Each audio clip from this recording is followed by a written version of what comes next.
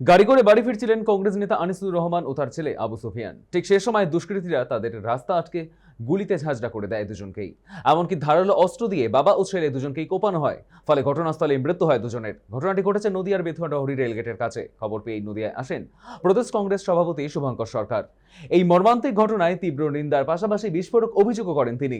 এছাড়াও নিহতের পরিবারকে সরকারের তরফে ক্ষতিপূরণ দেওয়ার দাবিও জানান শুভঙ্কর সরকার। সমস্ত লোকেরা কংগ্রেসে এসে জয়েন করছিল, তাই তৃণমূলের গুন্ডা জব্বরকে নিয়ে এবং তার বউকে দিয়ে এইটা আনিসুরকে খুন করে দেয়া হলো।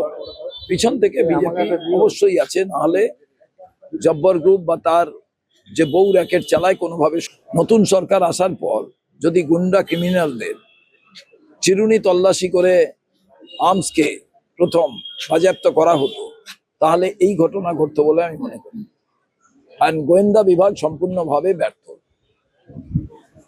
স্বাধীনতার দিন যেখানে নিরাপত্তা বেষ্টনীতে সারা রাজ্য সারা দেশ, তখন গুন্ডাদের পুরো স্বাধীনতা দিয়ে আমি দেখলাম যে একটা পরিবারকে পরাধীন করে দেয়া হলো। ওই পরিবারকে ইমিডিয়েটলি 1 কোটি টাকা দেওয়ার ব্যবস্থা করা হয়। পিতা পুত্র দুজনই বাঁচার যে সম্বল অবলম্বন, তাকে এই সরকারের আমলে গুন্ডারা হরণ করে নিয়েছে।